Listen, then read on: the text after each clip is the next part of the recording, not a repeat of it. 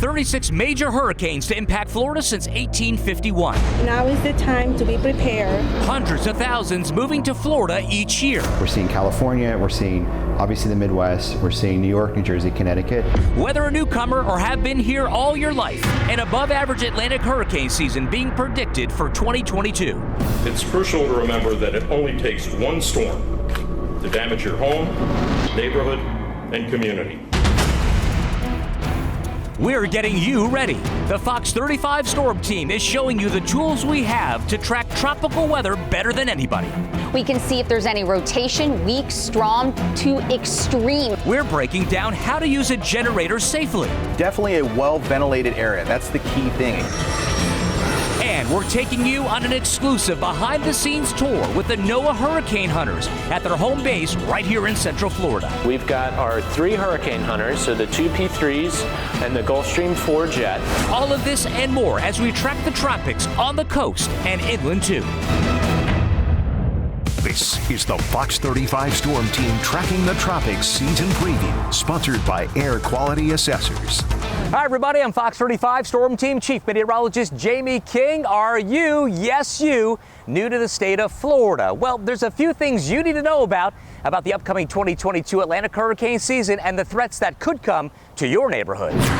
Most storms lose steam after coming ashore, but these systems can still produce damage well inland with a potential price tag in the billions. The highest hurricane wind speeds are often found within the eye wall of the storm and in the area to the right of the storm's eye, also known as the right front quadrant. Areas where this quadrant passes often experience the most extensive damage. These winds can cause considerable destructions to inland properties and power outages that can last for days or even weeks. A secondary threat after landfall, tornadoes. These weather events can contribute to the overall destruction caused by a tropical system. Similar to extreme winds produced during a hurricane, tornadoes are most likely to develop in the right front quadrant of a hurricane. While these tornadoes are often lower on the intensity scale, they can produce a substantial amount of damage to anyone or anything in their path. One of the most notable local outbreaks of hurricane-related tornadoes was in September of 2017 as Hurricane Irma impacted the entire Florida peninsula. Waterspouts developing offshore of North Brevard County, rolling onshore, prompting tornado warnings and inland damage to the town of Mims. And lastly, never turn a blind eye to inland flooding from storms. According to the National Hurricane Center, 88% of deaths during tropical systems occur from flooding. For example, when Hurricane Harvey hit Texas, much of the severe flooding impacted inland communities around Houston, days of heavy rain resulting in a number of deaths, and flooding to inland communities at levels never seen before.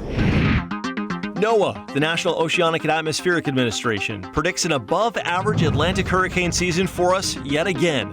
This is the 7th year in a row. We should expect between 14 and 21 named storms. 6 to 10 of them could develop into hurricanes. The prediction calls for 3 to 6 of those to become major, a Cat 3 or greater. The list of names is out too, starting with Alex and running through Walter.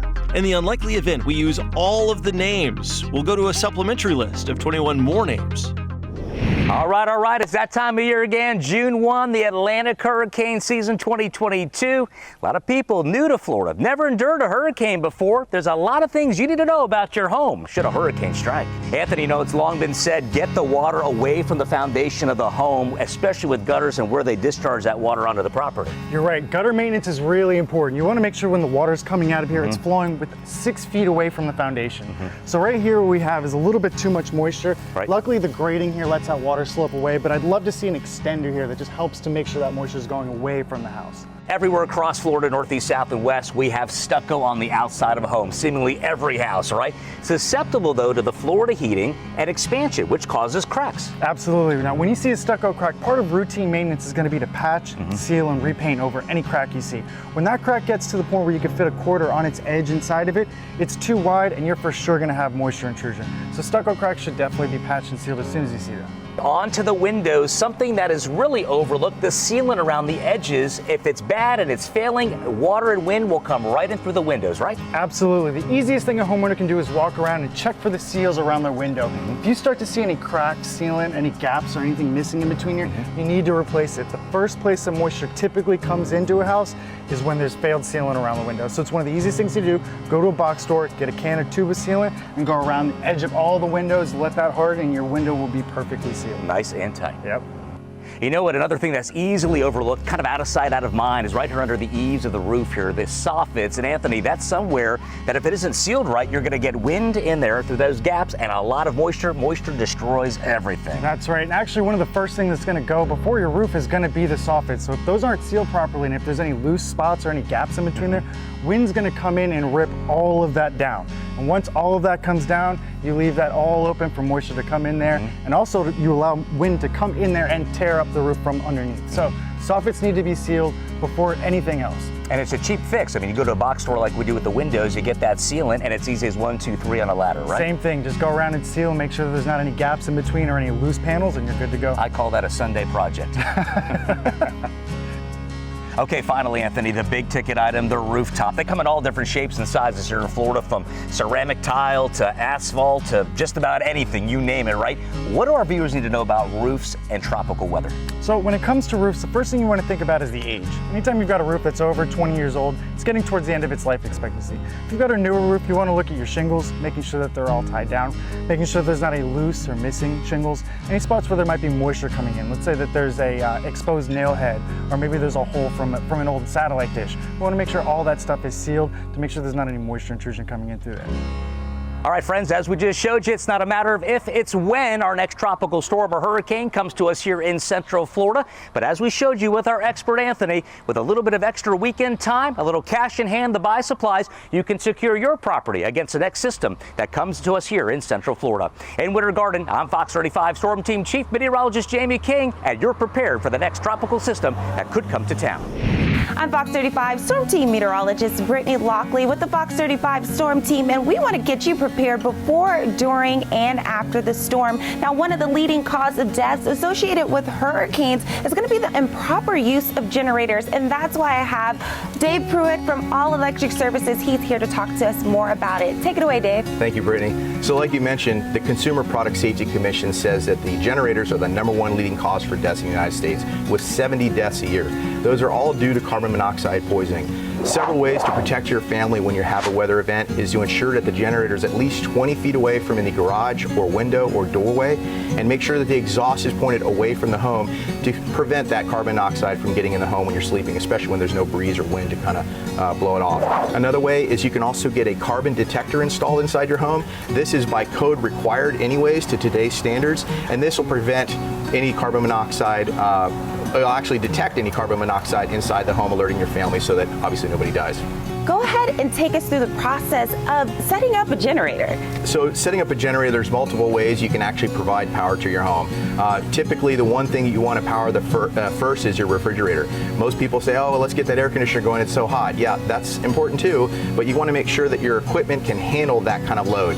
So you want to make sure when you put extension cords into your house, they're long enough, probably a 100-foot heavy-duty extension cord would be appropriate, and make sure that it gets it to the device. You don't want to be short and then want to move your generator closer to the home, because now we're bringing that carbon monoxide poisoning back into the home.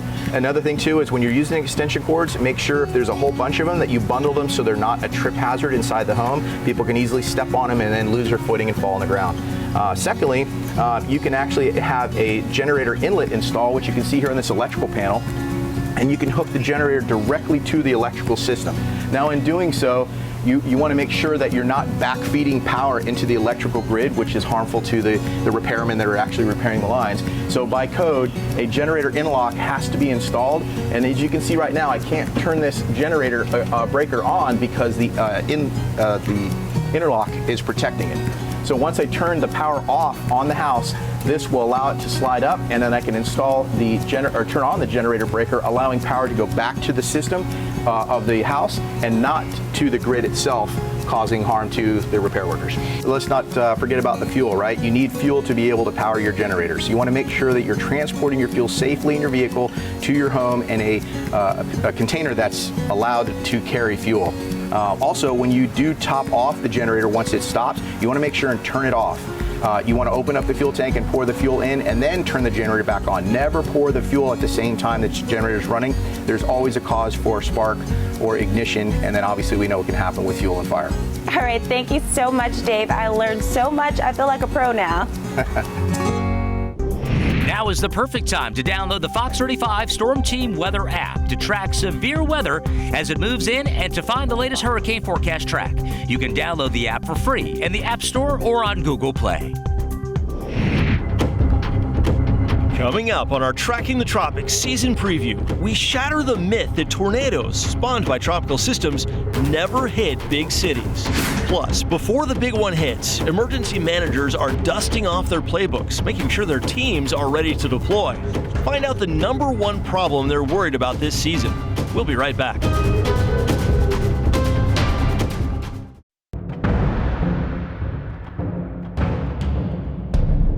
And now a word about hurricane categories. You've heard the phrase Category 1 or the dreaded Category 5. This is a way how we determine the strength in rough terms of what we face. Meteorologists use it and emergency managers to determine what to expect. It's a damage scale. Category 5 is the worst. It'll level just about everything. Category 1, it really depends. The Saffir-Simpson scale. Saffir, he was an engineer. Simpson, a meteorologist. And in the early 1970s, they got together to produce this damage scale. But there's one glaring thing that is missing from this scale to determine the damage from a hurricane, and that is water. This is a wind scale. It does not have anything to do with storm surge, which is a major problem in hurricanes and can cause much more damage than just the winds. The storm surge features waters rising as a storm approaches. The wave action combined with the wind drives that rising water far inland, and it takes out structures. It can do a lot more than that. Storm surge is a huge problem. Hurricane Katrina back in 2005, some parts of Mississippi saw 25 feet of storm surge. I want to show you what I mean. If you were strictly looking at the Saffir-Simpson scale, consider Hurricane Ike, 2008 in Texas. You think, you know what, I might be able to stay. But look, there's barely a home standing here. Here's what happened. A Category 2 made landfall, but it brought a storm surge resembling a much larger hurricane because out in the Gulf before it hit, it was a much larger hurricane. It was a Cat 4 at its peak. So the damage resembled a much larger hurricane, even though the category landfall was only a Category 2 hurricane.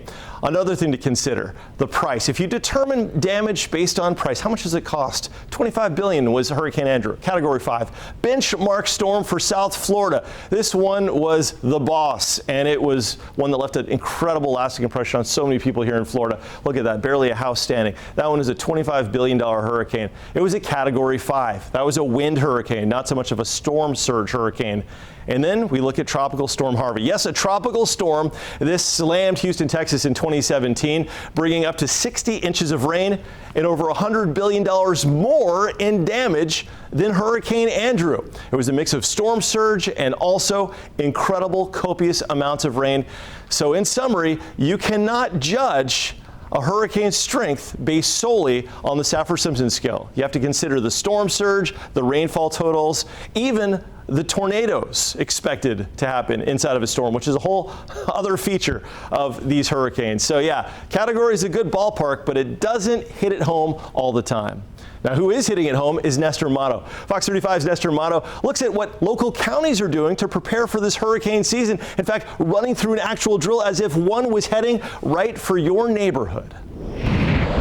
The start of the Atlantic hurricane season is just days away, and Seminole County is getting ready now. Their 2022 hurricane exercise drill brought crews from across the county to prepare for a large storm like a Category 3 hurricane. The last time we've experienced that really has not been in our lifetime. Emergency Manager Alan Harris says it's important for all agencies to brush up on their skills. This year's focus was a storm aftermath. Harris says his concern is staff shortages, which have hit the county hard. post-storm debris could take weeks to months to pick up because we could have a lot of debris. More than 100 members from the fire department, sheriff's office, emergency management, and other agencies participated. They say it could save a life. We get a lot of injuries and deaths post-storm. So during and post-storm, when you start to lose electricity and you have those home generators, keep them away from your home. They need to be at least 15 or 20 feet away from your house. Officials say having a plan, first aid kits, water, and batteries could keep you safe while you hunker down at home. The Seminole County Department of Health says if you have to evacuate, storm shelters will be ready. Now is the time to be prepared and implement your family and safety plans. Seminole County has tips online on how to prepare. For a link, go to our website, fox35orlando.com. I'm Nestor Malto, Fox 35 News. There's much more to come in our Tracking the Tropics hurricane season preview. In our next half hour, exclusive access to the NOAA Hurricane Hunters. Check out their Central Florida headquarters and learn about the missions that matter most when we track the tropics. But first, as dangerous as storms are approaching the coast, a very real secondary threat comes after landfall during cleanup. Up next, Allison Gargaro reveals the hidden danger in storm debris.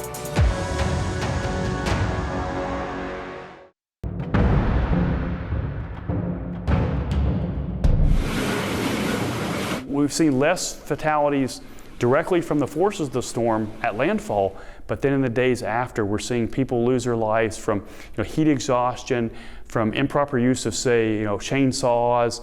We're doing things that we normally don't do, and it's causing people to get injured or even die. Altamont Springs resident Phil Devine knows what that's like. A tree fell on his house during Hurricane Irma. He and his neighbors put in hours of work in the heat to clear his yard. I've been doing electrical work all my life. Phil knows how to use the proper equipment, but some people don't. Just be safe. I mean, with the power tools, you're going to hurt yourself if you don't know what you're doing. It's real important. Not only do you need to be careful with power tools, but also generators. And so we really need to be careful after the storm, and especially with generators. If you have no power and you use a generator, please make sure it's properly ventilated. Perhaps even put a battery-powered carbon monoxide detector in your hurricane kit so that you can make sure you're not getting carbon monoxide poisoning in your home. Phil's advice to homeowners across Central Florida this hurricane season is? I would probably hire a professional to do it. Make sure that there's no down power lines on them and everything, because you might never know. You might be rooting through the trees, there might be a power line on there. You got to be careful with that. Allison Gargaro, Fox 35 News.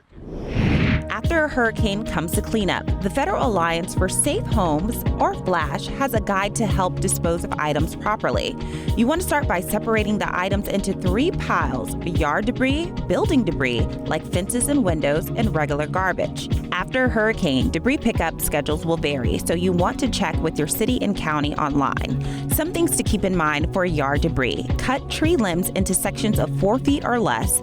Put smaller or loose items like leaves into containers or a plastic bag, and bundled up small branches. For building debris, separate it from your plants and regular garbage as soon as possible. You might have to also schedule a special collection or look for designated alternate disposal locations. Things to dispose of in trash: food that comes into contact with flood waters, dented or damaged canned foods. And keep in mind, microorganisms can grow as your home tries drying out. This could lead to musty odors. You'll want to keep tabs on. With all the debris, make sure you place it away from fire hydrants, power lines, and storm drains. Soon, we're going to be taking you behind the scenes of NOAA's Hurricane Hunters base here in Central Florida for an exclusive look inside the center and into the job. Why not give it a shot? If you don't try, you'll never know, right? The cool gadgets the local team uses to help predict the strength and path of a storm, and how you or your child can set your sights on the job. And up next, we're talking tornadoes. I explain why neighborhoods can still experience one even after the eye of a hurricane passes through, plus 3 things you need to know to keep you and your family safe when a tornado warning is issued in your area.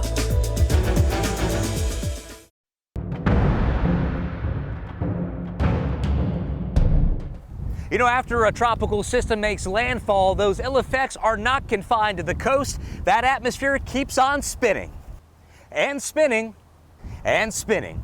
So even after landfall, areas well inland like downtown Orlando can see a sharp rise in tornado threats. It's a weather fact that hurricanes and tropical storms lose 50% of their wind intensity within 12 to 18 hours of landfall, but hurricane remnants have surprisingly long reach. Many storms throughout U.S. history have delivered weather hazards hundreds of miles inland, sometimes days and days after landfall. And tropical remnants that join pre-existing weather systems such as fronts and jet stream energy have new power supplies to sustain them. Inland hazards have been incredibly devastating over the mountainous regions of the U.S. East Coast, where steep terrain props up tropical moisture, keeping energy potent. When hurricanes strike the United States, attention always focuses on the coastline, where watches and warnings are issued. The big cities at greatest risk are coastal ones: Houston, New Orleans, Tampa, Miami, Boston, New York, and others. But with an atmosphere literally spinning, the threat doesn't stop at the shoreline. A great example of this, Hurricane Michael, October 10, 2018, slamming into the Florida Panhandle, Mexico Beach to be exact, as a Category 5 monster. A perfect example of a hurricane's long reach after landfall and changing the landscape well inland. Tropical storm force winds and tornadoes observed nearly 300 miles away in Atlanta, Georgia. Nearly 30,000 without power.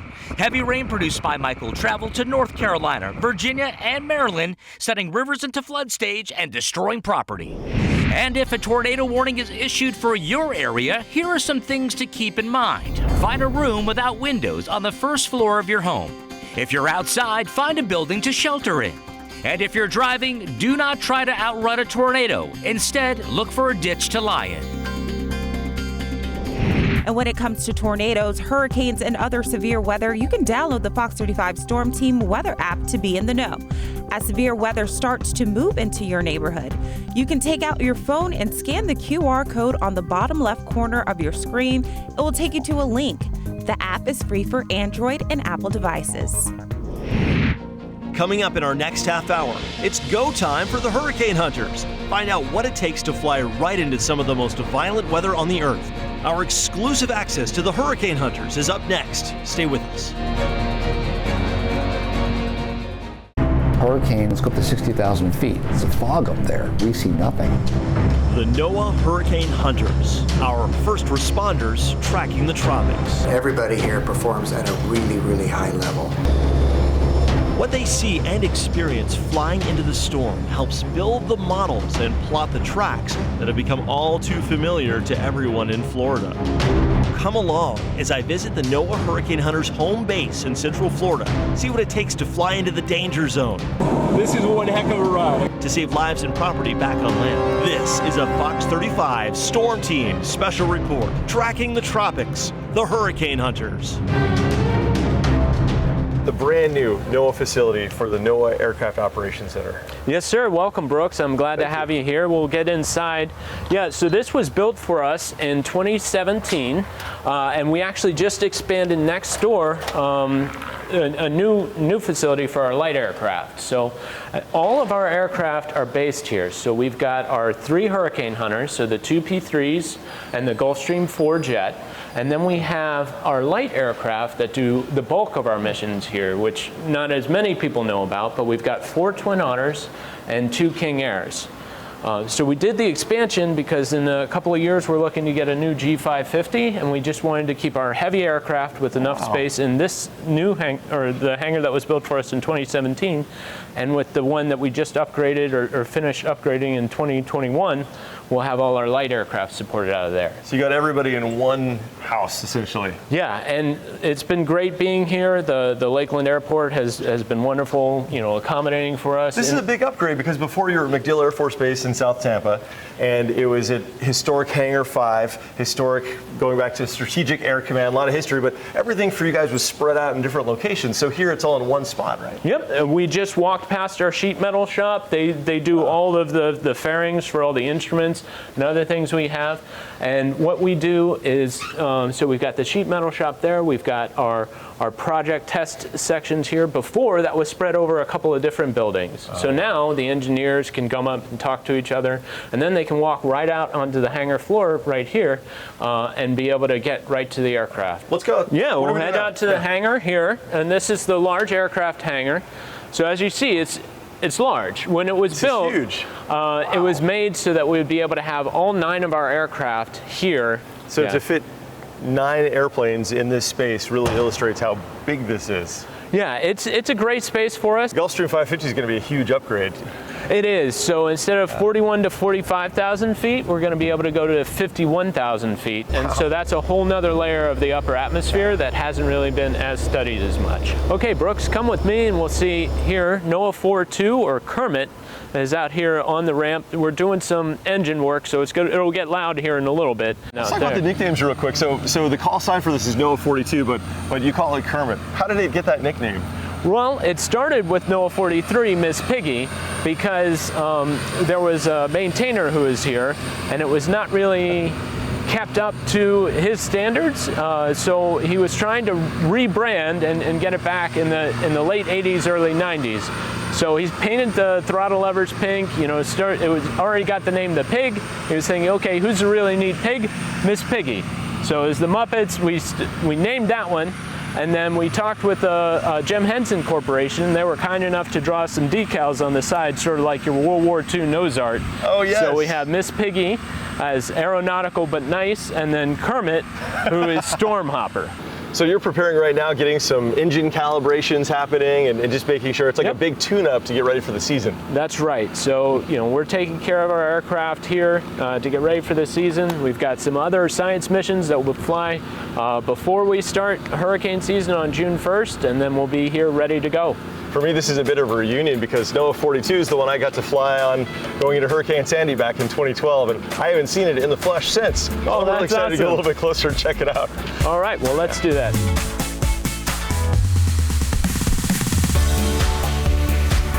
I had the chance to fly with the NOAA Hurricane Hunters on this actual airplane. This is a P-3 Orion back in 2012 into Hurricane Sandy. And much like a World War II ace listing the kills onto the side of the plane, they've listed the hurricanes they've flown into, and I found mine right here. There it is, Hurricane Sandy in 2012. Let me tell you, it was a bumpy ride. The best way to describe it is to pretend you're on a school bus, in the back of the school bus, the bumpy part, on a dirt road, going 100 miles an hour for 10 hours straight.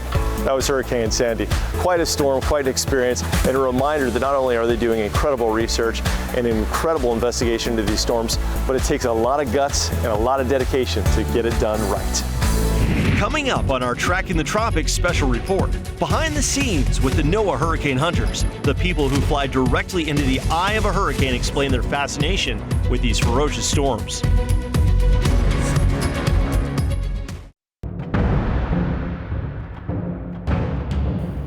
So what does it take to become a hurricane hunter? Well, we asked the experts. If you're a kid and you want to become a hurricane hunter, you love weather, but maybe you don't want to be in the office every day. You want to don the blue flight suit. You want to have the valor. You want to have the dedication. How do you do it? What's the path?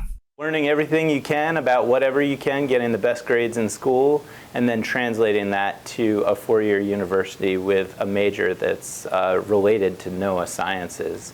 I myself was enlisted in the Air Force, and I was fixing airplanes, and it looked like they were having more fun flying them than I was having fixing them. I also had an environmental science background, so I put that together and found out about the NOAA Commissioned Corps and really engaged. I went out on the ships, I learned about the ship side, and eventually translated here to the Hurricane Hunter mission. That's fascinating. What was your path? When I joined, the deal was, hey Jason, you want to be a NOAA Commissioned Corps officer? Congratulations, you will go to sea for 2 years somewhere. After that, we'll see what happens.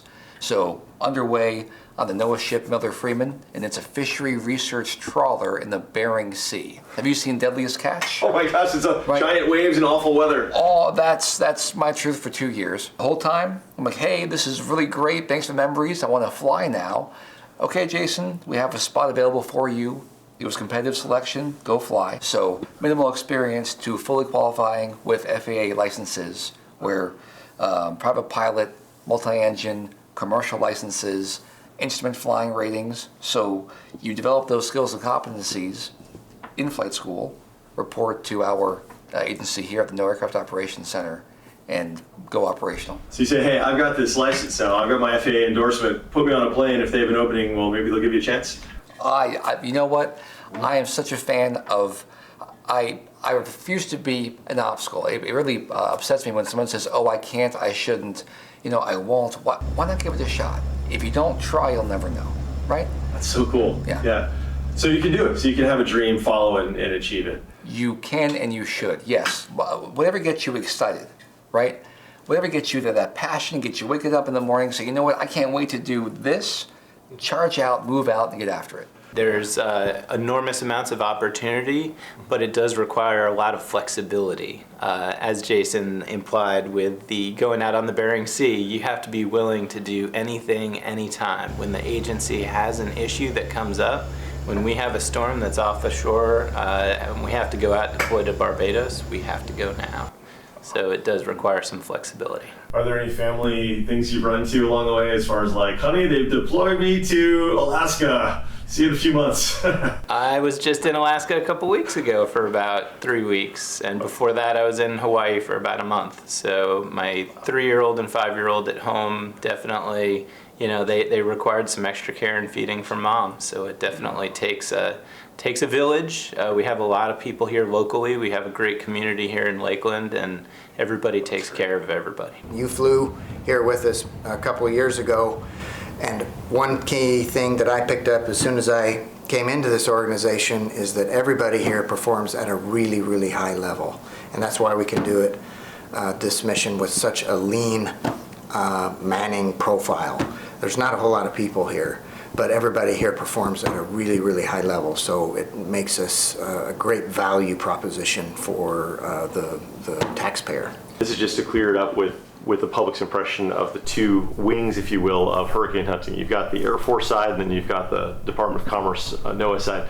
What's the main difference? You work together, but why one path versus another path? I see us as a team. I don't see us as divergent. I see us as a team, where on any given storm, you have a massive federal response, and all determined by tasking from the Hurricane Center. So you have the Air Force Reserve in there, NOAA's in there, either in their P3s or Gulfstream 4, NASA can be involved as well. Any given storm, it's all one team trying to save life and property. We're all one big team you can depend on. The NOAA Hurricane Hunters and the Fox 35 Storm Team. Up next, when the storm is so intense, it tries to flip the plane upside down. How they keep the wings level and the flight straight. Secrets inside the cockpit with the Hurricane Hunters. When we come right back.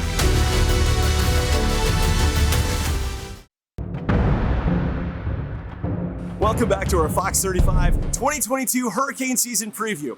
Now I'm here at the NOAA Aircraft Operations Center, home of the Hurricane Hunters. This plane behind me, one of several they've got that fly right into the heart of nature's worst, the hurricane. Now they gather data, sending it back to supercomputers that then produce computer models. We use them at the Fox 35 Storm Center to bring you the latest forecast. But it's the Hurricane Hunters that go into the heart of the storm and face the worst. If we're in the flight deck, Mr. Holmes and I, we're sitting this close, right? The flight crew would have to yell to hear each other over the sound of the rain and the wind. And of course, every storm is different, but it can be that intensive in the eye-wall environment. You want to maintain safety always and maintain wings level as best as you can. And you goes the turbulence and the buffets and the bumps, that comes with the mission. I remember getting to sit into the cockpit for one of the penetrations, and the pilot had it all over, the yoke all the way over. We were going straight, and I said, well, why are we turning? She said, no, we're doing that so that we don't flip over the plane. Is that a thing? Well, yeah, if the wind's coming from the right side and the wind's going to want to move the aircraft this way, you want to counter-correct that force. So yeah, like I said, maintain wings level. Even if temporarily it requires full deflection of the yoke, that's what's going to work to maintain safety. Yeah. I remember there were hammocks in the back of the P3s so the pilots could take a break on the ships. Is it exhausting? Do you get to take a break on the jet? Gosh, so different aircraft, different tools. On the jet, we don't have hammocks or a bunk for crew rest in the back. So on the Gulfstream 4, the answer is no. We don't have the ability to lie down.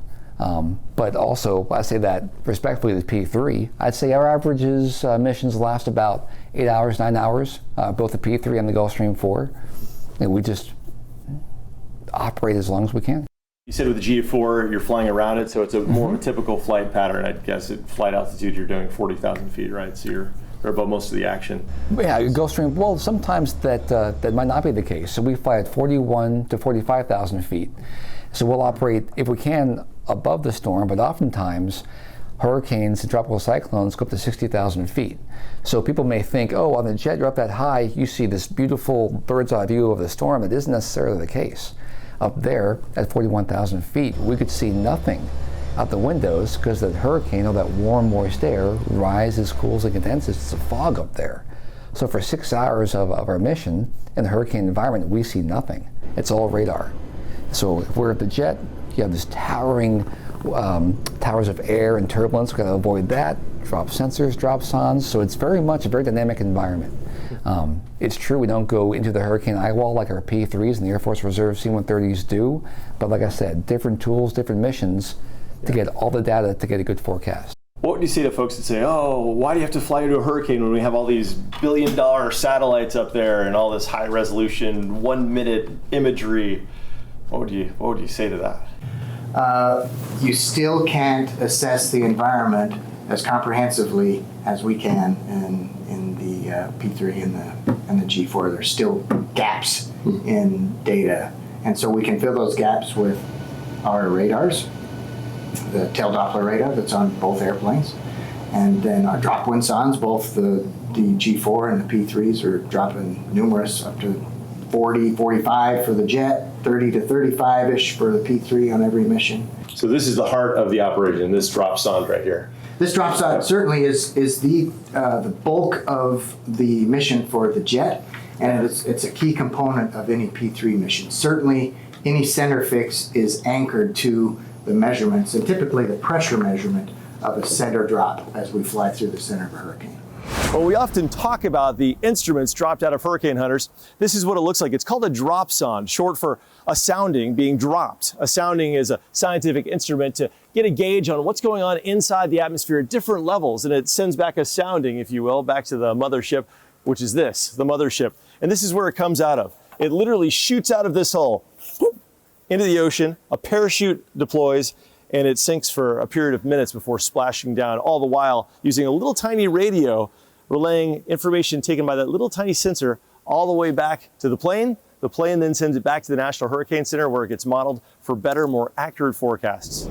Becoming a hurricane hunter looks pretty cool, especially with all those gadgets, but what happens after they gather all of that information? It comes right back here to the Fox 35 Storm Center so we can keep you and your family safe. Monitoring coast to coast from the U.S. all the way to Africa, we've got you covered. We can tell you exactly when a storm will be moving into your neighborhood. Up next, we're taking you inside the Fox 35 Storm Center to show you the resources we use to keep our forecasts accurate and why you need to depend on us this hurricane season.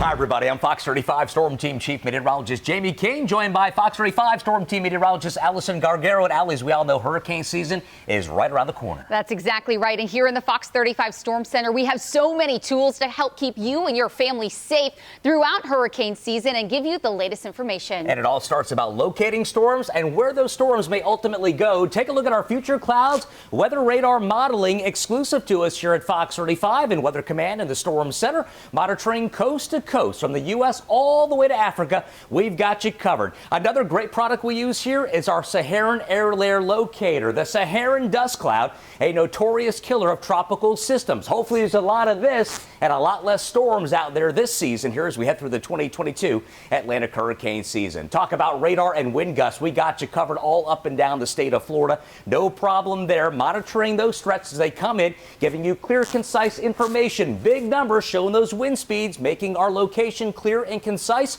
and the impacts your neck of the woods could possibly see. Let's head over to Allison now with a look at our Fox 35 Storm Tracker radar. There's some valuable information in that as well, Allie. That's exactly right. You can tell it's our own Fox 35 Storm Tracker radar because of this blue sweep that is scanning those central Florida skies.